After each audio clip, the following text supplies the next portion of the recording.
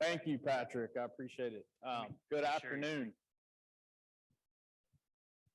Guys, we're going to have to do better than that. Good afternoon. Thank you. I'm really excited to be here. I'm honored to be here with young, passionate people because I'm going to talk about something today that I'm very passionate about. And I want to start out by saying if you needed any more proof that the world's gone crazy with COVID and everything else, you've got two Brahmin kids on the front end of the BIF Young Producer Symposium. So that is proof that things have gone crazy. So generally, it takes me about 15 or 20 minutes to severely disappoint people whenever I present. I'm going to get it out of the way right away today. And I'm going to tell you that I don't have any silver bullets in my pocket. I don't have the answers to all the questions. Whether you're a rancher here and you're hoping that I'm going to tell you something that's just going to make your ranch more profitable, or you're in the industry and you help ranchers and you think I'm going to tell you something that's going to help you help someone else be more profitable, I don't have all those answers, but I do have a lot of questions. The first question that I want to ask, how are we doing as producers? That's the first question that I want to ask. Are we satisfied with where we are in the industry as producers? I know a lot of you guys aren't producers and aren't ranchers, but are we satisfied? Do we need a different result than what we've been getting? So since y'all have proven that you're so good at audience participation, I'm going to start a saying, I'm going to count to 3, and I'm going to ask you guys to finish it for me. Okay? Everybody got that? You agree that you can do that? If you always do what you have always done, you will, 1, 2, 3. You will always get what you've always got, right? Anybody want to argue with that? We all know that saying. How many times have we heard that in our lives?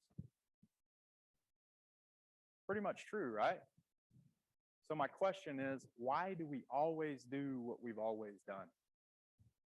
As humans, we tend to equate actions with results. We do something, we get the result, right? And the reason why we always do what we've always done, even when we want a different result, is because we're missing a step there. We get so caught up in the doing that we don't consider our paradigms. What is a paradigm? Anyone? The way we see things, right? So in all actuality, as little as we think about it, our paradigms influence our actions, and our actions influence our results. We don't have any paradigms in ranching, do we? No. We've got lots of paradigms in ranching. My ranch, my part of the ranch, was incorporated in 1963. You could say that it was built on 1963 paradigms. How well do those paradigms work in 2021? Some of them maybe pretty good. Some of them not so good. So if you always think what you have always thought, you will always get what you have always got, and most likely you will fall behind or you will fail.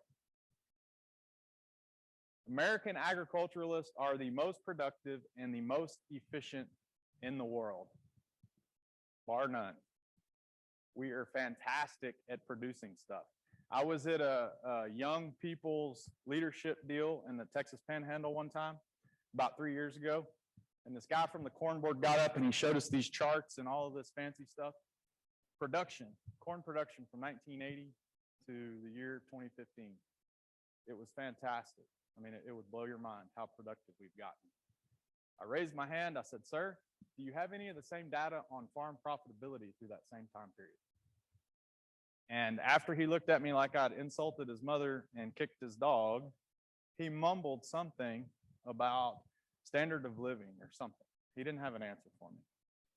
But could it be, here's another one of my questions. What if our biggest paradigm in agriculture is that production and efficiency are the most important factors that determine profitability? What if that paradigm is wrong? We don't have any paradigms about money, do we? How many of y'all went to your parents whenever you were a teenager and you said, hey, I need $100 to go out on a date? Well, Some of you guys, it was probably $10 back in the day. What'd your parents say? Get a job. You need money, get a job. What did they infer? What's some of our earliest paradigms about money? You trade your labor, you trade your time for money. So if you want more money, what do you have to do? More time, more work. The harder you work, the more money you'll make, right? We're not guilty of believing that in ranching, are we? I know some of the hardest working people I've ever been around are in ranching. If that paradigm was true and it was a secret to success, they'd be billionaires by now, right? So if we want a different result, we have to take different actions. And if we have to take different actions, we need different paradigms. Profit is to business as breathing is to life. You have to be careful when you start talking about profit, because a lot of people say, we put this on ourselves, but a lot of us say, well, that just means you're greedy. You're focusing on the money. Take all the fun out of it, all of this stuff. What does that quote mean? Profit is to business as breathing is to life. When you woke up this morning in your bed, raise your hand if your first thought was, breathe in, breathe out. Breathe in, breathe out. Do we ever think about breathing? What if you woke up in the middle of the night and your wife had a pillow over your head? If any of you know me or know my wife, you know that's kind of a likely scenario at some point in our relationship. If your wife has a pillow over your head, breathing becomes a big deal, right? So I'm going to tell you, profit is to business as breathing is to life. Profit should not be the focus of our businesses. But without profit, things get pretty dang tough. Just like without oxygen, life gets pretty tough for us. So if we're going to talk about profit, maybe we should define profit. Generally, when we teach the Ranching for Profit course, we go through about 20 or 30 minutes letting the teams define profit. And what you usually come up with is going to be something like income minus expenses equals profit. Generally, they say that that's just your leftovers. Well, even if you don't consider that leftovers and you truly consider that profit, one of the biggest problems with that is leftovers. That's the last thing that you consider. It's what's left over at the end of the year. And if you look at profit that way, you will probably never be profitable. So what is the Ranching for Profit definition of profit? Can you pay cash rent for the land? Whether you own your land or you rent your land, if you're not paying rent for it, if you own it, you pay opportunity rent. If you actually rent it, you pay cash rent. If you have money left over at the end of the year and you haven't paid rent on your land, then what you're saying is, my business can be profitable if I let my cows use my grass for free. So can you pay cash rent for the land? Can you pay the full cost of labor? If you got a business with money left over at the end of the year and Junior works for free and you've got 2 people with jobs in town supporting the ranch, you're not paying the full cost of labor. What you're saying is my ranch is profitable if I can just always depend on free help. Can you pay interest on all assets used in production? All assets used in production. Cows, equipment, machinery, anything you use on your ranch. If you're not charging yourself an opportunity cost for those things, then what you're saying is my ranch can be profitable if I let it use all of my money for free. All other production costs and still make a positive return on your investment. So is ranching profitable? These are RMC numbers I'm going to throw out here at you for some food for thought, and this is from RMC, Ranch Management Consultants, through some research that they've done. The industry average return on assets, negative 1.5%. That's not including land. That's just the assets used in production, like the cattle and equipment and things. Negative 1.5%. Executive Link is a program that's a continuation of the Ranching for Profit School that you join. It's a peer review type program where you go 3 times a year and you work on your business with other boards. The Executive Link average is plus 4.2%. An Executive Link benchmark business is in the top 20% of Executive Link. They're the best of the best in the Executive Link. 9.7%. And that's using these criteria here: cash rent for the land, full cost of labor, interest on all assets used in production, all other production costs, and still make a positive return on your investment. So is ranching profitable? Anybody think that the word ranching for profit is an oxymoron? Have you ever heard that before? Kind of funny, but it's not really funny, right? Ranching in general is not profitable, but these people prove that it can be. Here's a letter I'm going to read to you real quick. Dear Dallas, we are having some struggles about the direction to take our ranching business. We run about 300 cows, develop our own heifers, sell some bred heifers, and put up just enough hay to winter everything. When prices are good, we do okay, but we have some very lean years as well. My son and his wife joined us here 5 years ago, and he is getting frustrated with how I do things. Now, this is a very isolated incident, right? You'd probably never see this on a ranch. He has suggested we sell the cow herd, run yearlings, quit putting up hay, graze all our hay ground, and even suggested we custom graze pairs for other people. I've worked my whole life to put together a quality herd that fits this ranch. It frustrates me that he wants to toss that out after only being here for a few years. At the same time, I don't want to be too dismissive of his ideas. I remember how my dad shut me down, and after a while, I just stopped making suggestions. I'm not sure he understands how risky yearlings are, how difficult custom grazing clients can be, or how expensive hay can get in drought years. I want to keep this ranch together, build some financial reserves, and keep my son and his family here ranching with us. Keeping this ranch going takes both of our efforts full time. We sometimes meet in the evenings after dark for a couple of hours to work on business stuff, but there just isn't enough time to do the planning and office work we need to do. Here are my questions. How can we give his ideas a fair consideration and not throw all of my year's work putting this herd together? Not throw out all of my year's work putting this herd together. What specific things do we need to figure out? What is the first step? Can you guys see this and people around you? You think this is pretty common? My next question for you: what specific actions should this business take? Do these people most likely have the tools to know what those specific actions should be? What could be the economic value to getting this business right? Could it be $50,000 a year, $100,000 a year? Could it be the difference between them getting to stay in business or this business going away and losing it? What could be the cost if things go south? It'd probably be pretty easy to put an economic cost on that, wouldn't it? What about the personal cost? What if Junior and Dad continue to grind and continue to butt heads? What if this causes family problems? That stuff is a lot harder to repair than the economics. I'm going to float through this because I have a little bit tough on time here. So our paradigms dictate our actions, and our actions dictate our results. Have you ever heard someone say, well, you know, I don't make any money in ranching, but it sure is a good lifestyle? Ranching is a lifestyle, and business gets in the way of the lifestyle. If we put all this effort into the numbers and this not fun stuff, then it's just going to wreck the lifestyle. Well, I'm here to tell you, I've seen it over and over again. When you focus on your business and you do the business stuff and you do it right, your lifestyle gets better, not worse. It doesn't take the fun out of it. Your lifestyle gets better.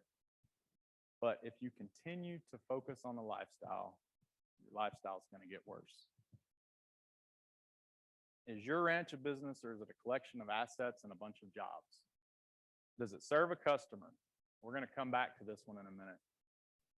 Do we work for it, or does it work for us? I think a lot of us look at our businesses, whether it's a ranch or whether it's a technology business, that we are there to support this business. The business should be there to support us. What would your reaction be to a $100,000 idea? Hey, I've got this great idea. We can make $100,000. A lot of us would say, oh man, where am I going to find the time to do that? If we sold our businesses or our ranches, would we be selling a business, or would we be selling a piece of property and a bunch of assets and a bunch of cows? Would we be selling the systems that we've created to make a consistent profit, or would we just be selling a pile of assets and a collection of jobs? Do we invest in professional development? A lot of people in ranching are managing multi-million-dollar businesses, and their idea of professional development is going to a producer meeting and getting a free ribeye, or maybe paying $50 at a local meeting. We're managing multi-million-dollar assets. Maybe we could afford to spend some money on professional development. Have we ever said we really ought to run this like a business? Will we ever run it like a business if that's the way we think? Do we work on our business, or do we just work in it? And most importantly, does it make a profit? Efficiency versus effectiveness. What is the difference between efficiency and effectiveness? A lot of us spend so much time making sure that we do things right, we never have time to consider whether we are doing the right things or not. When I was a teenager, there was nothing I loved more than soaking up some air conditioner and some AM radio from the tractor speakers and baling hay. And my neighbor would argue with you, but I thought I got pretty good at it. I'm in the registered cattle business. What difference did it make to my business whether I was really good at baling hay or not? I was being very efficient, but I wasn't being very effective. I don't think this stat will surprise a lot of you, but 40% of all new businesses fail in their first year. 96% of all new businesses fail by the 10th year. But there's one business that has a 97% survival rate after 10 years. What do we call those businesses? Lucky? Say it. Franchises. Franchises. What's the most famous franchise in the world, possibly? McDonald's? Not many McDonald's fail, do they? Why is that? What do franchises have that we don't have on our ranches? They've got systems. They've got somebody working on the business. Somebody figured it out. They worked on the business and they figured it out. At the Ranching for Profit School, we call it Whitby work and Walkby work. Working in the business, working on the business. So we learned how to ranch from our fathers. We learned from our grandfathers. Our fathers learned from their fathers. And we learned how to do things like bale hay, fix fence, patch fence, pull calves, artificial insemination. We learned how to do all these things working in the business. But many of us didn't learn how to work on the business. And it's understandable, completely understandable, but it's unacceptable. Because if we don't learn how to work on the business, we're never really going to be able to build a sustainable business. So if you had to hire somebody to come to your place to run the tractor, fix your fence, do all that kind of stuff, what would you pay? Somebody throw out a number. An hour. 15, 20, $15, $20 an hour. If you hired somebody to come to your ranch to create and implement your succession plan, to do strategic planning for your entire business, to run your cash flows, to make projections, what would you pay for that person? Hundreds, $100 an hour, $200 an hour, maybe $500 an hour. So as producers, what do we normally do? We busy ourselves with these $15 and $20 an hour jobs to the point to where we don't even have time to do the $500 an hour work. Like I said, it's completely understandable. But if you want to be in business and you want to be profitable, it's unacceptable. And let me say right now, I want to be very clear. If you can't meet these criteria and your business is not economically profitable and that's the way you like it, that's okay. It might be an expensive hobby. There's nothing wrong with that. But I think a lot of times we kid ourselves and we say, well, one day this will happen. One day that will happen. We'll figure out how to get profitable eventually. If we don't learn how to work on the business, we won't be profitable. The Pareto principle, the 80-20 rule. 20% of the things we do produce 80% of our results. If that's the case, and I'm going to tell you this is pretty much a universal fact, then what does that mean? What about 80% of the things we do? What do they produce? Only 20% of the results. A little bit scary. What kind of work produces that 80%? The Wattby work. And at Ranching for Profit School, we teach you that you should spend at least 20% of your time every week working on the business. So does all of this stuff apply to ranching? If most farms and ranches operate at an economic loss, why don't they go bankrupt? Off-farm income. Mama's got a job in town. Maybe mama and daddy have a job in town. Working for free. Sweat equity. There's no such thing as sweat equity, but we use that over and over and over again. Appreciating land values. We can go get a loan against our land as our land increases in value. And inherited wealth. There's nothing wrong with these things. I'm guilty of subsidizing my farm or my ranch with many of these things throughout the years. We used to pick on my friends in high school that were row crop farmers with their caps like this. That's from sticking your head in your mailbox and getting the government check out. Your farm's subsidized, right? I never realized that we were subsidizing our ranches too. No way to be profitable. Okay, so how are we doing on time, Patrick? Good? Okay. Let's start a livestock business from scratch. Let's do a little experiment here. I'm going to prove to you that there's only 3 ways that you can increase profit in any business. So any business has 3 choices. You can subsidize the business, you can go broke or go out of business, or you can make a profit. What are we going to do? Make a profit. Thank you, Brandy. So we're going to start a livestock business from scratch. We've got some pretty tough conditions. We have no land. We have no livestock. We have no money. Now, we do have access to money. We've got a good relationship with our banker. And we've got no time. We can't use sweat equity. If we're going to do anything on this ranch, we're going to have to pay fair market wage. And if we can do all of this, we're going to be profitable. So on the left here, we've got our money axis. We've got our number of units going there. What's the first thing we need if we're going to start this livestock business from scratch? Don't be scared. Money. We need money. Before we get the money, what do we need? A plan. I like that. We need a plan. Let's simplify it a little bit. We need land, right? We need land. Are we going to rent the land, lease it, or are we going to buy it? Raise your hand if you want to buy it. 2, 3, 4 people, 5 people. Raise your hand if you want to lease it. Man, there's a lot of you that don't want to go into business with me.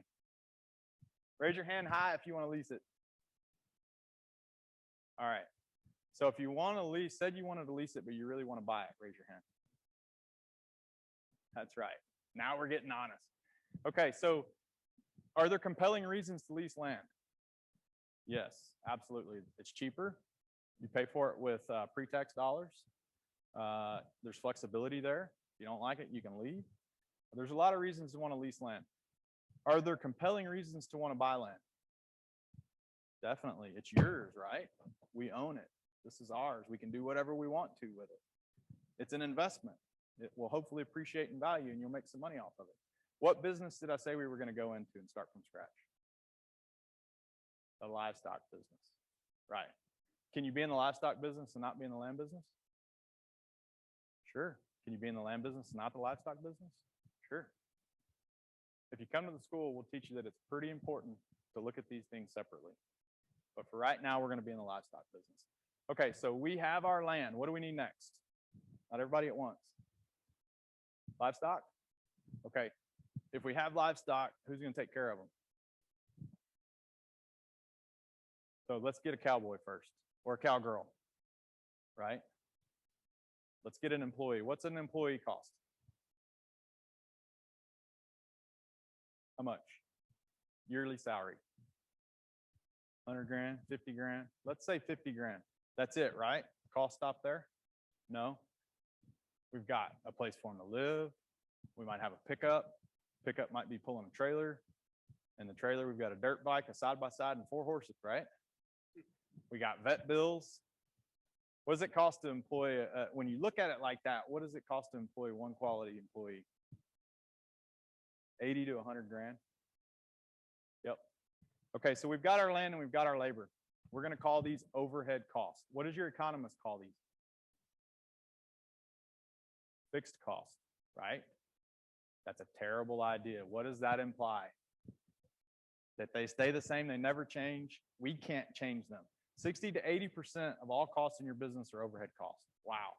What if we couldn't change them? Okay. These are our overhead costs. All land and labor. That means if it supports land or supports labor, it's included in these costs as well. All right. So what do we need next? We got our land, we got our labor. What'd you say, sir? Livestock. We got to have livestock. What's a good cow cost? Good bred cow. $2,000, $1,000, $1,200, $1,300. Somebody said they'd never seen a bad one. What? We're going to go with 15 because I already built this presentation. So $1,500. Is that what that cow costs? Let's look at that real quick. I'm going to try to hurry through this because I don't want to run over on my time too bad. So this is a balance sheet, the most basic, fundamental financial record, a balance sheet. We've got our assets, our liabilities, and that tells us what our net worth is. So we didn't have any money to start with. We didn't have any livestock to start with. Our total assets were 0. We didn't owe anything. So our total asset liabilities were 0. So 0 net worth. We went to the bank. He gave us the $1,500. He just gave it to us, right? You can have this. What did he do? Interest. He rented it to us, right? What do we call that? Interest. What's a good interest rate? 3%? Man, I wish I had your banker. 6%? Okay, we're going to use 10%. You're going to have to come to the school to find out, but it's pretty important to use 10%. So short term, we owe $150 to buy that cow, right? Long term, $1,500.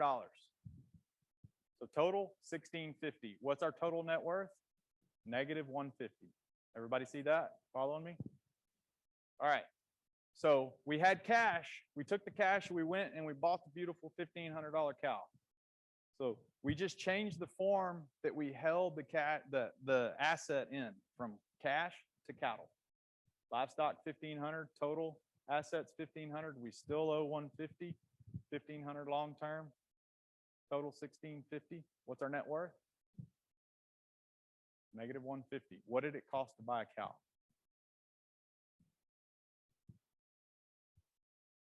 It cost $1,650, but what did it really cost? $150. Okay.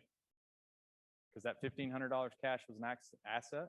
The $1,500 cow was an asset. We just changed the form that we held the asset in. Unless that cow goes feet up, and we got it, and she's buzzard bait, it only cost us $150. So if we bought 2 cows, what would it cost to buy 2 cows? $300. 10 cows, $1,500. Golly, you guys are good. Let me get you mic'd up. So those costs, do we have any other costs in our business? One more cow, one more expense. We have any other costs that behave that way? Depreciation, hay, feed, carrying costs. Yep. We call those costs direct cost. One unit goes up, that unit of cost goes up, directly proportional. Those are our direct costs. They start at our overheads. We haven't done anything, and look what it costs us to be in business. Just to keep the lights on, we've got all our overhead costs. When we start to get cattle, our direct costs will go up. All right, so we got our big, beautiful cow. She's bred. What's she going to do? Have a calf, right? Woohoo, we're ranching now. We sold a calf. We profitable yet? So what do we need? We need more cows, right? So that line we call gross product. The definition of gross product is the value of our production It's a little bit more complicated than just selling a calf. But there again, if you come to the Ranching for Profit School, you'll learn all about that. That is the value of our production. What do we call that up there on the right side that I just highlighted? You can read it. Profit. Anybody call it luck? Abnormal year? How about on the left side? What do we call that? Loss. Anyone call it normal? All right, so we've got our profit down here and our profit up there and our loss down here. So if you look at this chart holds the only three things you can do in any business to improve profit. The only three things. Ranching for Profit School, we call them the three secrets. Those guys have been teaching this stuff for 40 years, so it's not really that much of a secret anymore. But what would you say your first thing you can do? Oh, back to the break-even point. We do not talk about break-evens. This is just for illustrative purposes. If you focus on break-even, you're always going to break even. So our break-even point is there. What can we do to increase profit? The first thing we can do is we can reduce overheads. Look what happens to our break-even point when we reduce our overheads. Thank goodness those costs weren't fixed, right? How about increased turnover? We can increase turnover. We can get ourselves further up that gross product line and get deeper into the profit territory. We can either do that by the number of units that we're currently running, or we can do that by adding enterprises on top of the ones that we already have. What else can we do? How about cutting costs? That was the buzzword there for a long time. Low-cost producer. Let's be a low-cost producer. Let's cut costs. A lot of people think if you come to the Ranching for Profit School, they're just going to focus on cutting costs. Let's cut costs. What happens when we cut costs? Blue line goes down. What might also happen? Green line goes down. Very good. By cutting direct costs, we may decrease our gross product.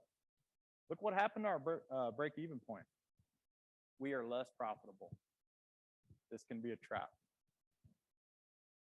You cannot starve profit into a business. Okay, we can't fix it that way. Let's just increase production per cow. How about that? Sound like a good idea? Get that gross product up there. We'll make more money. But increasing production per cow tends to also increase direct costs. Watch what happens to our break-even point.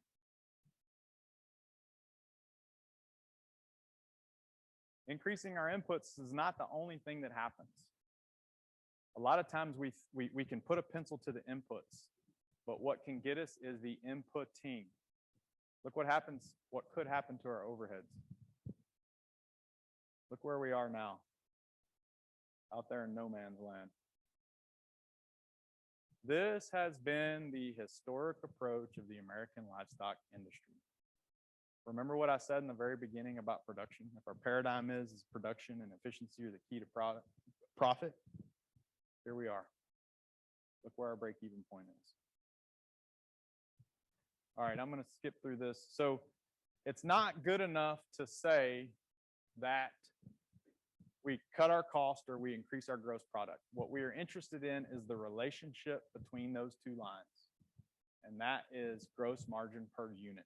Sometimes we can cut our costs, but not substantially, and we can have our gross product come down, and we're still in better territory profit-wise. So there are only three things you can do in any business to increase profit. I don't care if you've got a car dealership, mechanic shop, technology company, there are only three things you can do to increase profit. Reduce overheads, improve gross margin per unit, increase turnover. Why do you ranch? These are the things we generally hear. Why do you ranch? Because I love it. It's a great way of life. It's a terrific way to raise our kids, to create opportunities for my kids, to carry on the tradition. My family needed help. It's what I know, to earn a living. These are fantastic reasons to want to ranch. But how about this one? To serve a customer. Greg Simons, who is a fairly famous ranch manager, said you can only serve yourself through service to others. And I think this piece of the pie in ranching is part of what's missing. How do we serve a customer? How does your ranch serve yourself, your family, your employees, and your customers? Is it good enough to tell ourselves that we're feeding the world? If you take your calves and you drop them off at the auction barn, are you feeding the world? I think that we need to get very specific about what our personal purpose is in this world and what the purpose of our business is. And all of this profit stuff that we're talking about will start to fall in place if we do that, because we are meant to serve other people. Serving yourself versus serving others is the difference between happiness and fulfillment. And I know a lot of happy ranchers out there that haven't experienced fulfillment. So that might be one of my challenges to you guys, is to consider what your purpose is and what your business's purpose is. Of the people who want to pass their ranches intact to the next generation, 30% are successful. Does that surprise y'all? Succession is a big deal.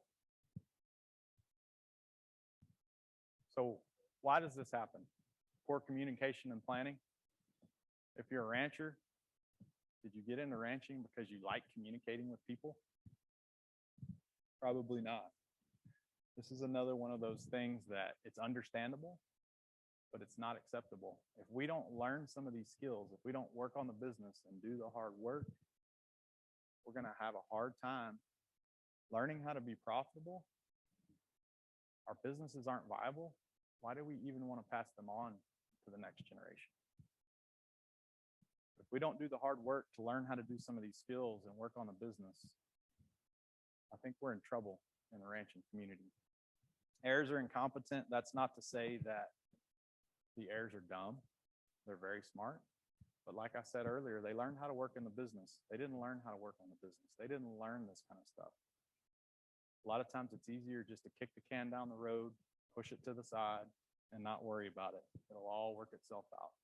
The Ranching for Profit School was founded on the notion that knowing how to grow crops and raise livestock is not the same thing as knowing how to run a business that grows crops and raises livestock. Joel Salatin said, if our farms are not fun, if our farms are not profitable, our children will not want them. The ultimate test of sustainability is romancing the next generation. So why don't we change? I'll pretty much wrap it up with this. Why don't we change? If we're ranching, a lot of us know that we need to change. If you're in the industry and you have a ranch at home, you know you need to do something different, but why don't we do it? This is probably the silliest and simplest analogy that I ever use. But the reason why we don't change is the same reason why I have clothes in my closet from 1995. Because our brains are this fantastic supercomputer that we have, and our primary job is to protect us. The primary job of our brain is to protect us. And the reason why you don't get rid of those clothes in your closet is because one day you're going to walk by that closet and you're going to think, man, I sure wanted to wear that shirt. At least that's what your brain is telling you. So there's a phenomenon called status quo bias. We tend to overvalue the position that we're in. This isn't so bad. This is what I know. I can do this. And the risk of doing what I really want to do is magnificent. It's overwhelming. I can't even begin to think about that. It's a whole lot safer to stay here. And the two most important things about that, if we're in a bad situation, if we're not profitable, if life is a struggle, we don't know how to work on the business, 5 years from now, we're going to have aged 10 years. And how much harder is it at that point to learn how to do something different? The other thing is that as humans, we are so resilient, we are so talented, we are so adaptive that we can do anything we put our minds to. And we underestimate our abilities to adapt and to change and to challenge ourselves and to conquer some of these things. So I'm going to leave you with that challenge. Sorry, I keep flipping through all of these. And what's next? What can you do? Ranching for Profit School, Executive Link. If you never do the hard thing, life will be hard. If you will do the hard thing, the original quote says life will be easy. Let's not kid ourselves. Life will never be easy, but if you will do the hard thing, life will be easier. So we've got profit tips. If you go to www.ranchmanagement.com, you can look up profit tip, join, put in your email address and get profit tips articles sent to your email. RFP first steps. You can subscribe to the RFP YouTube channel, follow us on Facebook, buy a book or DVD, obviously take the class and join Executive Link. This is a schedule of our schools that are upcoming. Many of them are already full and are filling up. So with that, I'll turn it back over to you, Patrick. Thank you very much for your attention.